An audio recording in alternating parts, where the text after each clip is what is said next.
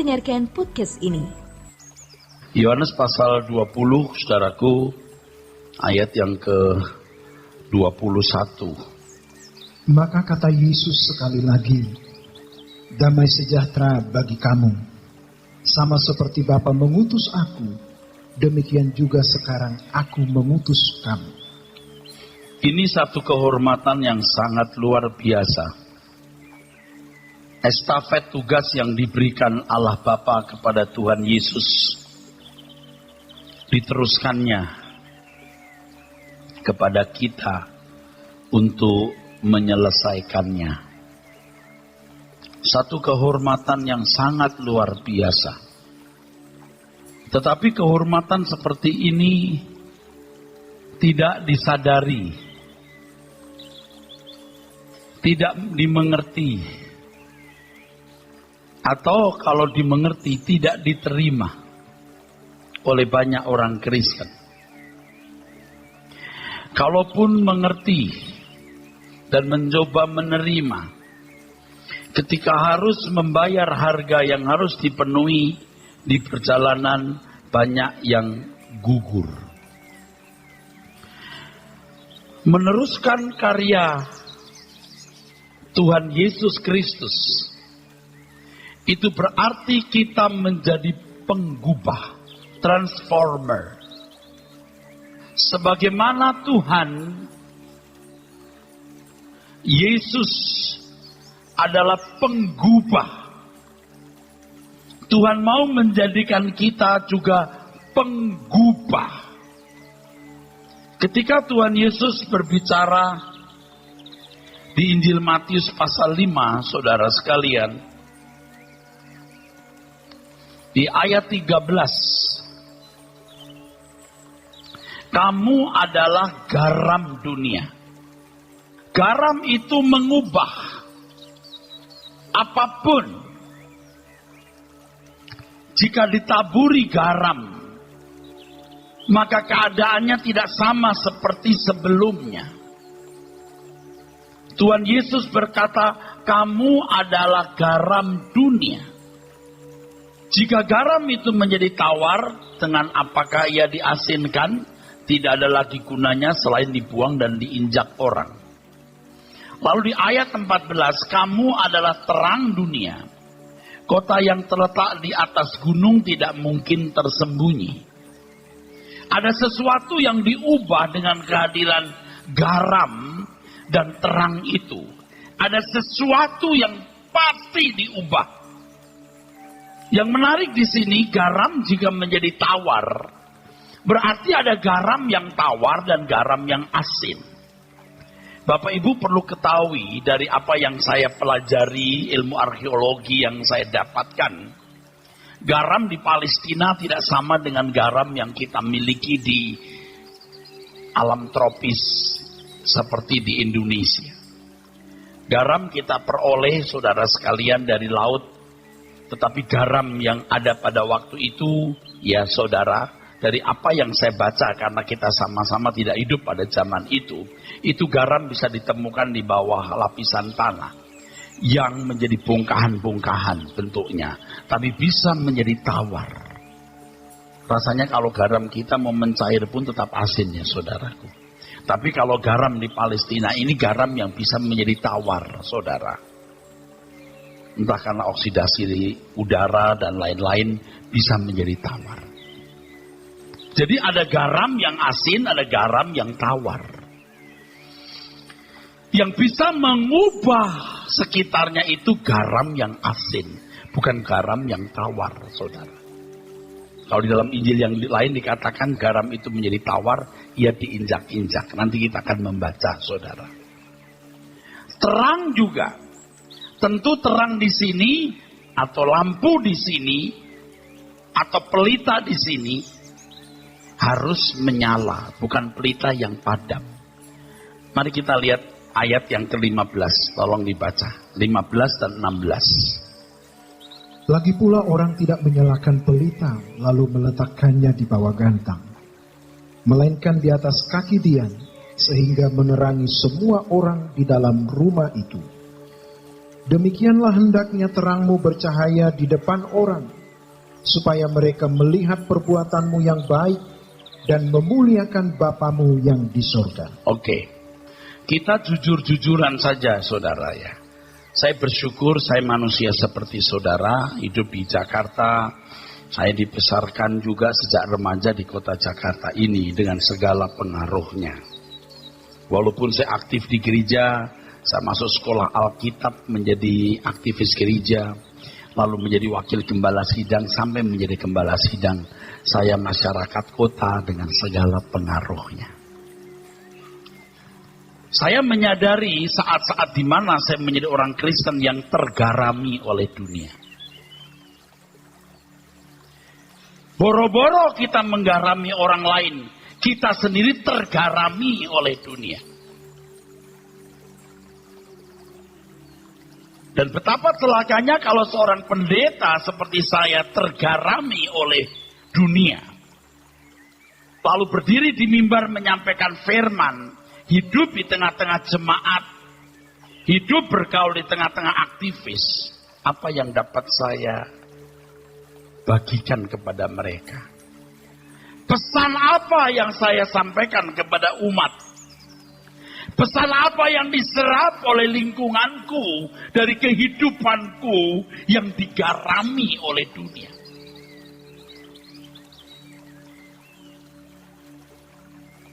Cara berpikir, filosofi, gaya hidup kita masih memuat unsur-unsur dunia.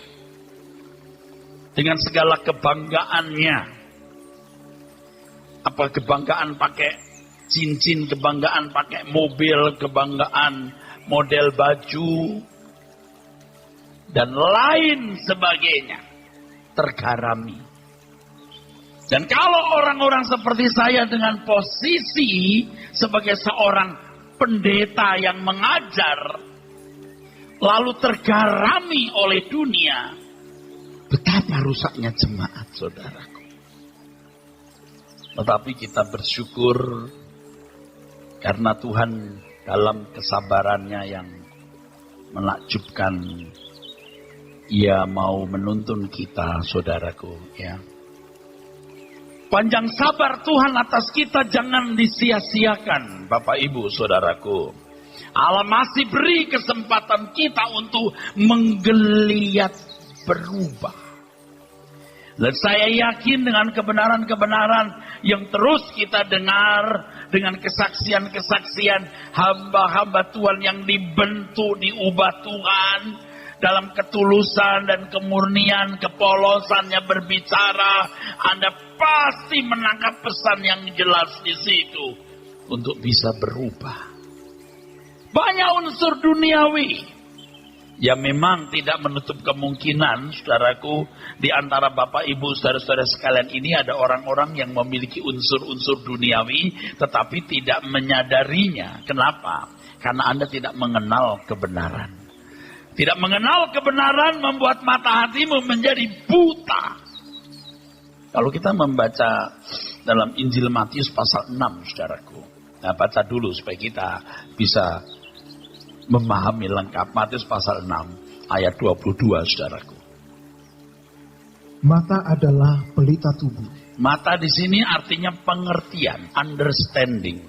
Dan understanding di sini bukan bicara soal kemampuan berpikir, tetapi how to think, how to choose, how to make decision, mindset, how to think. Bagaimana cara berpikirmu? Mata itu maksudnya. Kecerdasan untuk menilai, kecerdasan untuk mengambil keputusan. The way of thinking. Terus. Jika matamu baik, teranglah seluruh tubuhmu. Jika matamu jahat, gelaplah seluruh tubuhmu. Jadi, jika terang yang ada padamu gelap, betapa gelapnya kegelapan itu. Kalau orang belum memindahkan hatinya di dalam kerajaan surga, ini konteksnya ini, saudara. Saya tidak mengada-ada. Dari ayat 19. Kalau orang tidak mengumpulkan harta di surga, orang belum sungguh-sungguh memindahkan hatinya di sorga. Memang cara berpikirnya salah, saudara. Dan akhirnya langsung saja saya mengatakan orang memiliki kualitas garam yang baik, garam dari surga, garam surgawi, garam ilahi, terang ilahi yang bisa menjadi penggubah, transformer bagi orang lain, saudara. Itu sedikit sekali. Sedikit sekali. Sedikit sekali. Yang saya pahami orang-orang seperti ini, yang saudara, orang yang mengubah orang lain, itu orang-orang yang suatu hari nanti akan menjadi hulu balang terdekat Tuhan Yesus. Orang-orang yang tidak memikirkan nyawanya sendiri, saudara. Nanti kita lihat di Injil Lukas, ya sekarang belum. Orang-orang yang tidak memikirkan nyawanya sendiri. Orang yang masih memikirkan nyawanya, orang yang masih memiliki kesenangan, Tuhan tidak bisa memenuhi bejana hatinya dengan perasaan Tuhan. Allah tidak bisa mengalir dalam hidup orang itu. Dan kalau Allah tidak mengalir dalam orang itu tidak bisa mengalirkan cahaya ilahi kepada orang di sekitarnya. Untuk sekolah Alkitab tidak terlalu sulit, saudaraku. Tentu juga tidak mudah kalau sekolah itu sekolah Alkitab yang benar atau sekolah Alkitab yang baik. Saya telah menjalaninya, saudara sekalian. Saya sangat memahami bagaimana meniti jenjang, melewati penggambaraan dalam dunia akademi sekolah teologi. Itu tidak menjamin seseorang memiliki penggaraman dari Tuhan. Anda ingat kalimat ini. Kebenaran itu bukan ilmu. Kebenaran itu nafas. Kebenaran itu jiwa. Teologi bukan sekedar ilmu, tapi jiwa. Teologi yang benar akan menciptakan jiwa, nafas yang benar. Dan jiwa nafas yang benar hanya satu. Jiwanya Tuhan. Nafasnya Tuhan. Kodrat Tuhan. Ya. Divine nature, kodrat Allah. Kita jangan menjadi orang-orang Kristen yang hanya datang ke gereja dan punya pengetahuan teologi sepotong, ikut kebaktian seperti ini. Tapi orang Kristen yang betul-betul masuk di dalam substansi kekristenan. 3 substansinya. 1, kebenaran.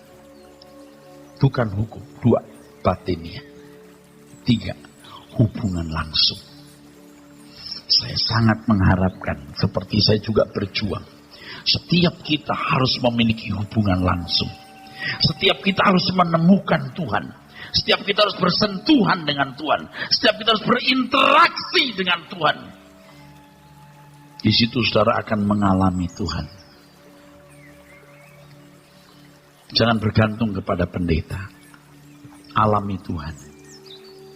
Senyata dokter yang bisa memberi nasihat medis, senyata praktisi hukum yang bisa memberi nasihat hukum, senyata orang tua yang bisa mendampingi dan menasihati saudara, senyata sahabat yang bisa menemani saudara.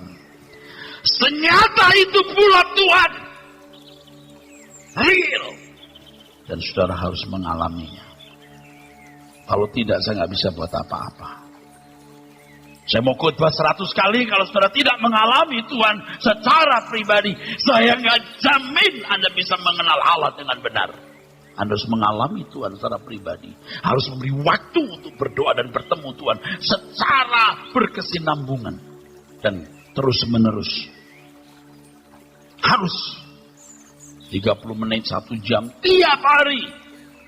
Sehari, 2 hari, seminggu, 2 minggu, sebulan, 2 bulan, setahun, 2 tahun, 3 tahun, 4 tahun, 5 tahun. Tidak mungkin Anda tidak mengalami Tuhan. Nah, pada waktu itu baru saudara bisa mengerti gereja mana yang patut saudara kunjungi. Pendeta mana yang patut saudara dengar. Baru benar, saudaraku. Banyak hal, saudaraku, yang harus dibagikan kepada saudara.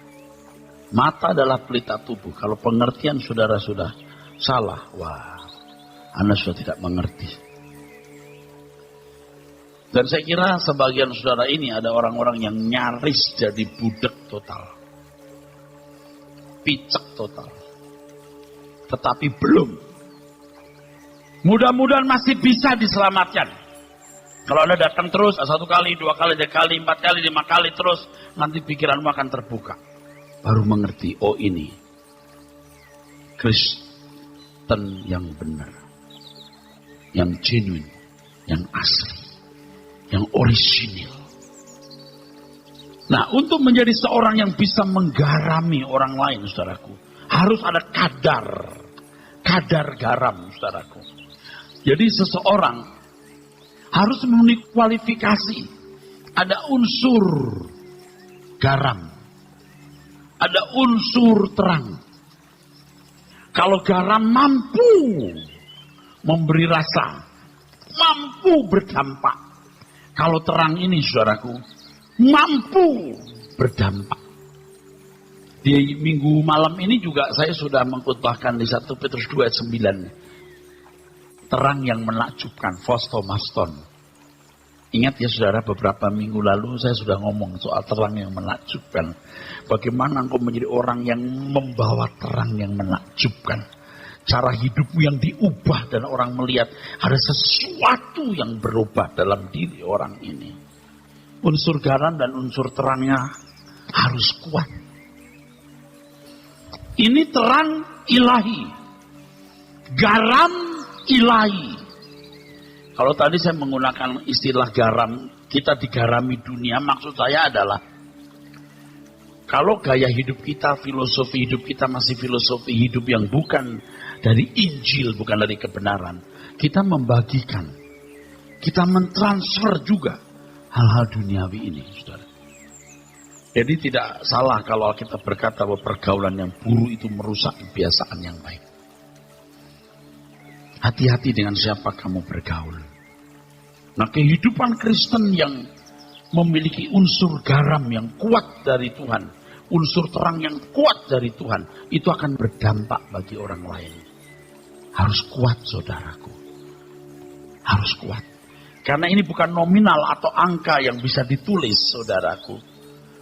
Jadi sulit, saudaraku, seberapa kekuatan unsur itu bisa merubah orang lain. Ya. Kalau Tuhan Yesus punya unsur garam, unsur terang itu 100, kira-kira seberapa kuatnya baru kita bisa berdampak nyata, ya? Apakah 50 cukup, 60 cukup, 70 cukup? Nah, kita nggak bisa mengatakan itu. Tetapi tentu setiap kita, saudara sekalian, akan bisa dengan jujur melihat diri sendiri sampai di mana dia bisa berdampak. Ya, memang dalam hal ini saya harus memberi catatan juga, saudara.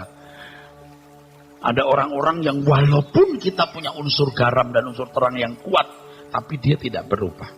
Ada yang begitu. Jadi tidak mutlak kalau Anda punya unsur garam yang kuat, unsur terang yang kuat, lalu orang berubah. Belum tentu. Ada orang-orang yang malah memandang kita ini busuk. Ya, seperti katakan bahwa Injil menjadi bau harum bagi orang yang selamat, tapi menjadi bau kebinasaan bagi orang yang tidak percaya. Nah, ini juga saudara mesti mengerti, ya. Anda sudah begitu tulus, Anda sudah begitu baik, masih disalahkan, masih ditolak atau orang masih resisten terhadap kita. Ya, tidak masalah. Tapi yang jelas kehidupan yang memuat unsur garam yang kuat, unsur terang yang kuat, saudaraku, itu pasti merubah orang. Nah, coba saudara periksa diri saudara masing-masing, seberapa kita punya unsur terang, unsur garam yang kuat, sehingga kita menjadi transformer, menjadi penggubah bagi orang lain secara signifikan dimanapun kita berada. Jadi kalau saya khotbah seperti ini sebenarnya juga tidak signifikan sekali bisa merubah orang di luar sana. Saudaralah transformer itu. Adalah penggubah dimanapun saudara berada. Dan saya sudah mengatakan di sini, saya tidak bisa menjangkau para suster-suster di rumah sakit. Anda seorang dokter, Anda seorang suster, Anda bisa menggarami mereka.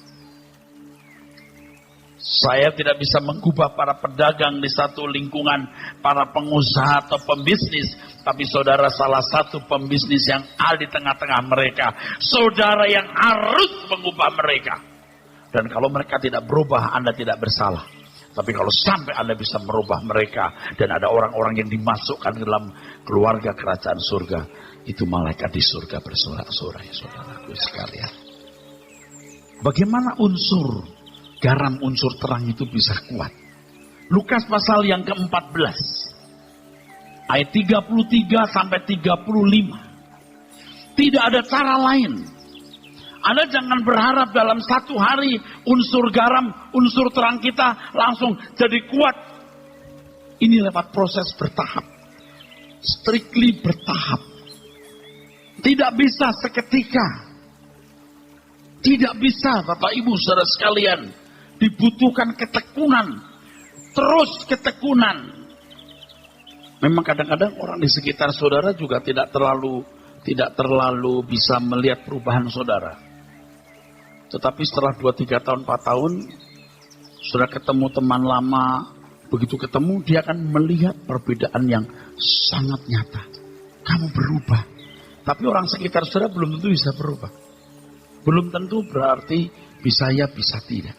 Perubahan saudara yang gradual ya, secara gradually, secara bertahap itu ya, step by step ya, tahap demi tahap. Mungkin nggak tercium. Dan orang kadang-kadang, orang di sekitar kita melihat tahapan-tahapan perubahan kita, dia juga tahu, tapi dia tidak berubah kalau memang dia tidak berniat berubah. Tahapan-tahapan saudara berubah itu tidak terlalu dirasakan, walaupun dirasakan juga. Tapi setelah 3-4 tahun kalau ada ketemu sahabat teman lama, dia akan lebih tahu, kamu beda. Tapi orang dekat itu malah enggak. Nah kalau orang sekitar saudara adalah orang yang betul-betul mau berubah, dia ikut bertahap bersama saudara berubah. Tapi kalau tidak, dia tidak menghargai. Memang suatu hari dia berkata, iya sih dia berubah sih, tapi dia nggak berubah. Dia ngomong ini nggak berubah. Anda ngerti maksud saya? Apa yang saya katakan bukan berdasarkan kata buku. Saya mengalami. Dan pasti Anda juga mengalami. Kadang-kadang keluarga sendiri tidak menghargai saudara. Tapi tidak apa-apa, berubahlah terus. 3-4 tahun Anda ketemu teman lama, lalu ngobrol, setengah jam ngobrol, dia sudah berkata, kamu beda sekali. Kalau kumpul bareng pergi keluar kota, wah makin tahu, kamu berbeda sekali. Jadi bertahap. Oleh sebab itu saudara harus sekolah dari Tuhan Yesus. Hanya Tuhan yang bisa merubah saudara. Hanya Tuhan. Sebab ibarat sebuah mesin, komponen setiap orang itu khas. Khusus. Hanya monter agung yang menciptakan mesin itu yang bisa merubah, Tuhan Yesus. Jiwa batin kita lebih rumit dari sebuah mesin mekanik. Tapi Allah akan bisa rubah saudara. Maka saya katakan bergaulah dengan Tuhan, bergaulah tiap hari. Supaya Anda dirubah. Dan ditulari karakter Tuhan. Saya tidak bisa banyak bantu saudara. Anda harus ketemu Tuhan. Saya sendiri juga tiap hari ketemu Tuhan saudaraku. Ya, saya berharap ini menjadi gereja terakhir sebelum kita diangkat Tuhan. Gereja yang menyempurnakan kita. Gereja yang mendesak saudara untuk berubah.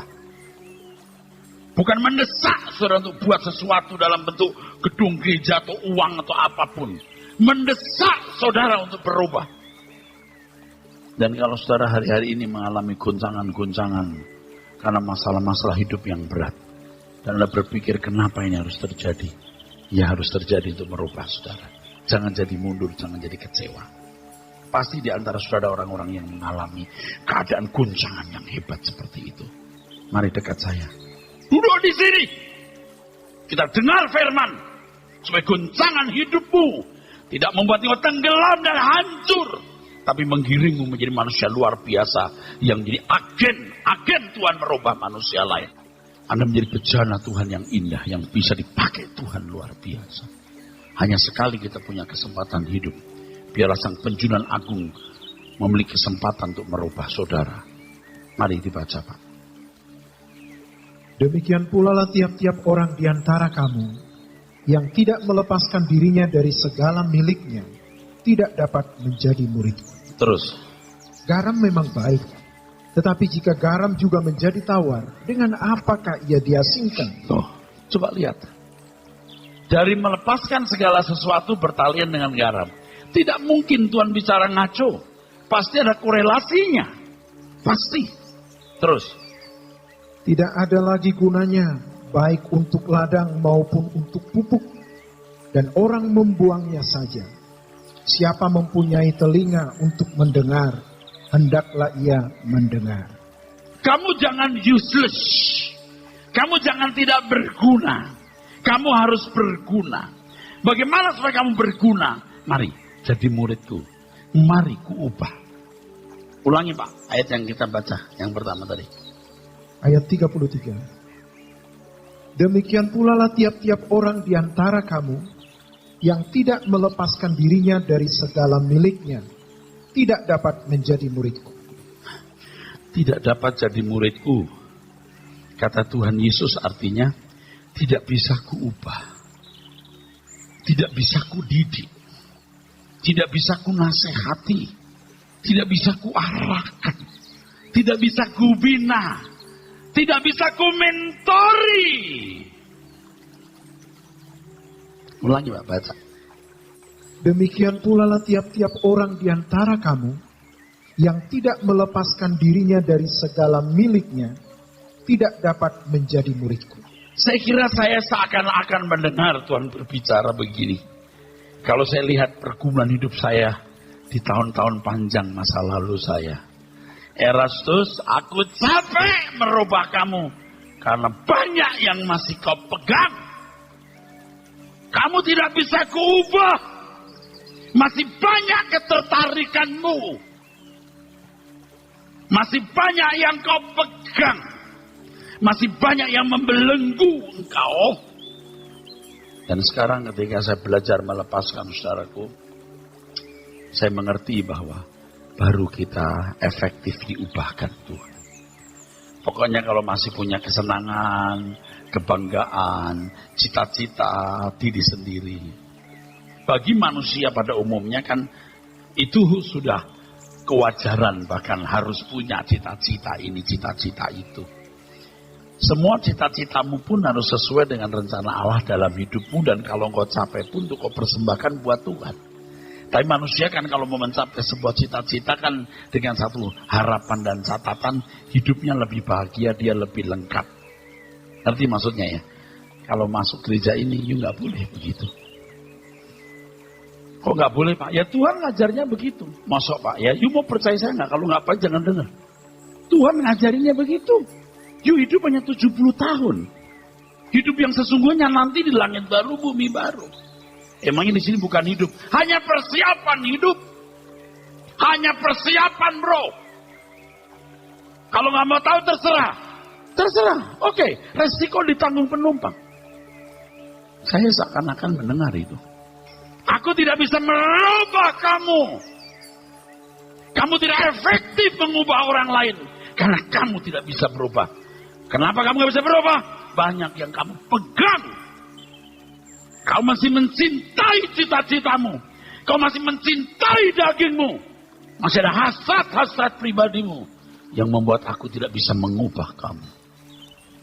Mestinya itu makin tua ya saudara. Kita makin bisa berkata, Tuhan, aku rela mengosongkan bejana jiwaku ini dari segala keinginan dan semua hasrat pribadiku. Tuhan, penuhi aku dengan gairah surgawi nan suci, agar apapun aku ingini lagi, hanya Engkau hartaku abadi.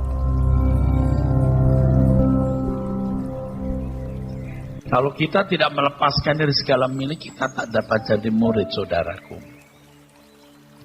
Jadi bagi orang-orang muda yang hadir di sini, bagi Bapak Ibu yang masih relatif bisa diubah Tuhan, jangan saudara membuang waktumu untuk kesenangan. Dan kalau saya boleh menasehati saudara, kalau mau menghargai saya ya, jangan berteman lagi dengan teman-temanmu yang tidak takut Tuhan. Jangan berteman lagi. Kalau itu berkaitan dengan bisnis ya teman, bukan sahabat. Tapi jangan kumpul-kumpul berbagi hati, pergi bareng ke satu tempat, lalu jadi sahabat. Udah nggak perlu. Kalau sudah tingkat sahabat, berbagi hati, sudah sharing spirit, berbagi spirit, rusak saudara. Saudara harus tegas, aku sudah beda duniaku. Aku tidak bisa menemani kamu ke tempat-tempat di mana kita biasa pergi. Kalaupun kita misalnya ngopi, aku tidak mau ngopi ke tempat-tempat itu. Dan jam 10 aku harus pulang. Tidak bisa lagi sampai malam hari. Aku harus tertib hidup. Aku sudah harus makan sehat. Aku tidak bisa makan tidak sehat lagi karena tubuhku bait Roh Kudus. Aku harus tertib hidup malam. Aku harus di rumah. Aku tidur, bangun pagi berdoa. Atau jam 2 pagi aku bangun. Aku harus berdoa dan aku harus tertib hidup. Apalagi nanti kalau udah berteman, misalnya temanmu ini rumah tangganya nggak bahagia gitu ya saudaraku. Lalu dia punya gebetan gitu. Anda yang punya keluarga baik-baik bisa rusak gara-gara dia punya gebetan, lalu gebetannya punya teman, dia bisa kebawa. Itu sudah saya saksikan dalam hidup. Ya, ada jemaat-jemaat yang punya masalah-masalah seperti itu. Maka saudara harus berani meninggalkan dunia. Ayo anggap ini kampungan, terserah. Kalau you ikut Tuhan Yesus, harus berbeda dengan dunia. Melepaskan segala sesuatu. Kalau enggak, you useless. Ini untuk hulu balang terkemuka. Kalau Anda hari ini datang dengan masalah-masalah berat, kekecewaan yang berat, jangan tenggelam dengan kekecewaan itu. Entah kejatuhan, mungkin Anda miskin, Anda jatuh miskin, Anda dikecewakan pasangan hidupmu, apapun, datanglah kemari, mari ku gandeng kamu. Lupakan semua masalahmu, izinkan kau diubah Tuhan jadi orang luar biasa. Dan bisa lebih luar biasa dari orang yang tidak pernah hancur. Tidak masalah apapun keadaanmu, Allah bisa rubah. Justru kalian seperti ini buat kau lebih suci. Jadi saudara jangan kecewa. Mungkin engkau tidak punya apa-apa dan tidak punya siapa-siapa. Itu pun tidak masalah. Allah akan rubah saudara luar biasa. Ini keputusan. Ini bukan sekedar untuk didengar. Anda harus mengambil keputusan. Karena ini pilihan saudaraku. Ini pilihan saudara. Saudara harus mengambil keputusan. Kalau Anda diam, keputusanmu adalah tidak menerima. Kalau Anda tidak mengambil keputusan, itu pun mengambil keputusan. Mengambil keputusan, tidak mengambil keputusan. Dan Anda bodoh. Kalau Anda ikut jalan ini, Anda nggak jadi miskin. Anda mungkin berkata, wah aneh ya, kita belum pernah dengar pendeta begini ya. Saya juga belum pernah dengar bro. Didesak untuk benar. Ini dunia sudah luar biasa rusaknya saudaraku. Maksud kita mau ikut rusak saudaraku. Ya, dunia akan makin rusak dan dalam kerusakan yang tidak terkendali saudara. Nah saudara jangan sampai keburu tidak bertobat di tengah dunia yang rusak seperti ini. Anda harus berubah segera. Lama-lama akan ikut dirubah oleh hidupmu yang diubahkan Tuhan. Anda jadi transformer, jadi pengubah. Kalau Anda berubah, hidupmu nanti akan beda. Mulai malam ini akan beda. Anda masuk kerja, beda. Sampai nanti saudaraku, nanti saya pasti khotbahkan. Sampai pekerjaanmu itu betul pekerjaan Tuhan. Engkau dagang apa, kerja apa, itu semua pekerjaan Tuhan. Ya, ketika motivasi hatimu untuk Tuhan, semua yang kau kerjakan untuk Tuhan. Anda tidak bisa mengubah orang lain kalau Anda belum berubah. Jadi transformer kalau Anda telah ditransform Tuhan. Diubah dulu. Roma 12 ayat 2. Coba kita renungkan ya. Kita lihat ya. Kalau hidup seorang pendeta nggak diubah, dia tidak kuat mengubah orang. Dia tidak punya kekuatan untuk merubah orang. Nggak berani dia. Saya dulu nggak seberani hari ini. Saya bukan mosok. Bukan, saya juga pendeta yang bertobat saudaraku. Tapi hari ini setelah saya diubah Tuhan, Bagaimana saya belajar hidup tidak bercacat, tidak bercela. Belajar. Gairah saya untuk mengubah orang luar biasa, saudaraku. Saya makan dengan siapapun, dengan teman-teman dekat saya, maksudnya bukan sembarang orang. Saya bahagia makan dimanapun, saya bahagia. Saya jalan, saya bahagia. Nggak ada sesuatu yang membahagiakan kecuali Tuhan. Dan persekutuan dengan orang-orang yang kita bisa ajak ke surga. Kita nggak mimpi punya apartemen besar, punya mobil baru. Nggak mimpi. Yang kita pikirkan bagaimana saya bangun sekolah untuk Tuhan. Bagaimana saya bisa dukung pelayanan di daerah. Proyek-proyek besar dan bernilai abadi, saudara-saudara. Dan kita bukan membangun menara, nama kita di situ. Kita bantu orang pun dengan senyap, nama kita tidak ada di situ. Kalaupun kita nggak dikenal, kita tidak masalah. Karena hati kita ini melimpah cinta kepada Tuhan. Bukan demi nama besar kita. Biarpun saudara bukan orang kaya, Anda cinta Tuhan. Anda sisihkan uang kecil untuk pekerjaan Tuhan. Anda masukkan kotak persembahan. Berbau harum di hadapan Tuhan. Dan engkau tidak pernah menjadi miskin karena hal itu. Amin, saudara. Hidup kita sekali. Temukan Tuhan. Bergaulah dengan Tuhan. Alami Tuhan. Buktikan dia hidup. Dan biar dia merubah hidupmu. Dan engkau merubah orang lain. Janganlah kamu menjadi serupa dengan dunia ini. Janganlah kamu menjadi serupa dengan dunia ini. Tetapi berubahlah oleh pembaharuan budimu, sehingga kamu dapat membedakan manakah kehendak Allah, apa yang baik, yang berkenan kepada Allah, dan yang sempurna. Kalimat yang penting di ayat ini, jangan serupa dengan dunia ini. Berubahlah oleh pembaharuan budimu. Pembaharuan, diubahkan, metamorfose. Dari kata ini kita mengenal metamorfosa, perubahan. Dari ulat, lalu menjadi kepompong, lalu jadi kupu-kupu. Sebuah perubahan yang signifikan. Dari ulat yang menjijikkan, menjadi kupu-kupu yang indah. Saudaraku sekalian, ini kalau ilustrasi sederhana, tapi memang tidak terlalu kuat, tapi bisa. Orang lihat ulat jijik, saudara. Kalau lihat kupu indah. Kecuali ada orang-orang tertentu lihat kupu juga takut ada. Tapi jarang, dari 10 orang belum satu, dari 100 orang satu lah. Waktu saya ke Manado, saya beli kupu-kupu banyak. Nggak tahu di sebuah tempat di mana orang jual kupu-kupu. Saya beli kupu-kupu banyak, bukan banyak sekali bener-bener. Selain saya kasihan dengan yang penjual, murah saya beli. Saya pajang, saya kotak. Sebagian masih ada hari ini. Sebagian bertumbuk di gudang sampai rontok.